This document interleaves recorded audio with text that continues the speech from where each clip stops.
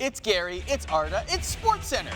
Let's go around the hardwood, shall we? We'll start with the Trailblazers and Pacers. Just over 3 minutes to play. Blazers down 101-100. CJ McCollum drives right and lays it in off the glass. Blazers take a 1-point lead. Under 2 minutes left. Blazers still up 1. McCollum feeds Robert Covington at the top. Drains clutch 3. Blazers up 3. Now same score. Miles Turner knocks down a 3 from the top of the key. Pacers cut it to 1 with a minute left. 20 seconds on the clock, same score. McCollum assists to a wide-open Covington for another clutch 3. Blazers win it 110-106. McCollum at 27 points. Dame a career-low 4 points. It didn't matter. Portland snapped a 3-game skid. All right, we got Cavs versus the Raptors, who in their own right had fantastic Cavs. They could jump so high, according to scientists. So can Jared Allen. Hits the driving layup. Cavs down 1, 13 seconds left. Jump ball. Jetty Osman tracks it. He's eventually going to hand it to Darius Garland, who gets fouled. Raptors can't believe it. Garland would make both free throws to put the Cavs up 1 under 5 to play. OG Anunoby drives, but he can't get the fall away to go. Scotty Barnes misses the tip-in as time expires. The Cavs knock off the Raptors by 1, 102-101 north of the border. I fully believe you've asked a scientist about your Cavs. Grizzlies, Wizards. Second quarter, Wizards with a 10-point lead. Bradley Beal pump fake, kicks it off the glass himself. Beal with a fancy bucket. Wizards lead 53-41. They led by as much as 32 in this game. Third quarter, Wizards up by 23. Montrezl Harrell gets open down low, slams down the vicious dunk. Powerful. Fourth quarter, Wizards up 24. Spencer Dinwiddie tosses it up to Daniel Gafford. Alley-oop, Wizards go on to win 115-87.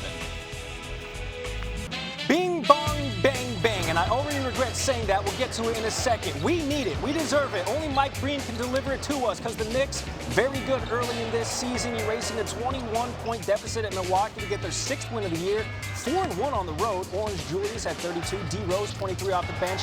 They play Cleveland on Sunday as we welcome in ESPN basketball analyst Monica McNutt. And McNutt, we have some breaking news because according to you, Bing Bong is already dead to the Knicks fan base?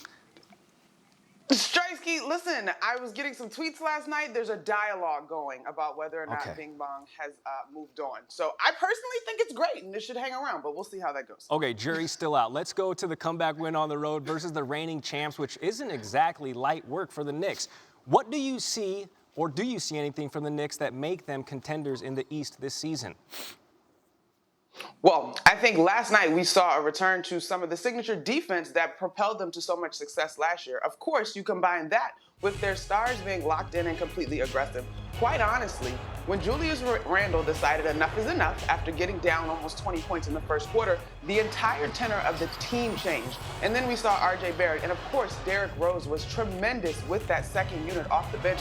That second unit outscored Milwaukee's bench unit significantly in that ballgame. And so the Knicks have the ability to shoot the three better this year, and so they're looking for more scoring. But they are still looking to strike the balance on what that scoring looks like and the signature defense. Last night, I think we saw the first real return to that could propel them to being a real deal team in the East this year.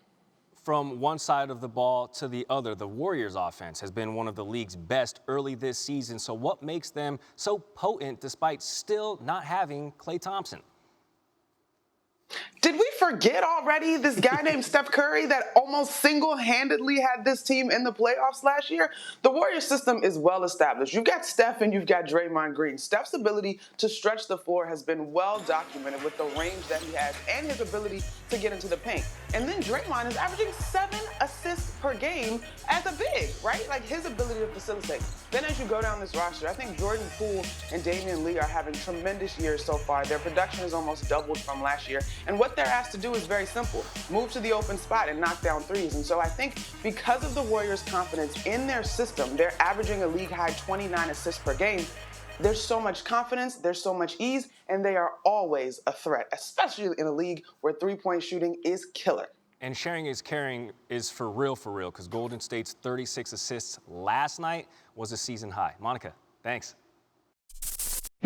Thanks for watching ESPN on YouTube. For live streaming, sports, and premium content, subscribe to ESPN+.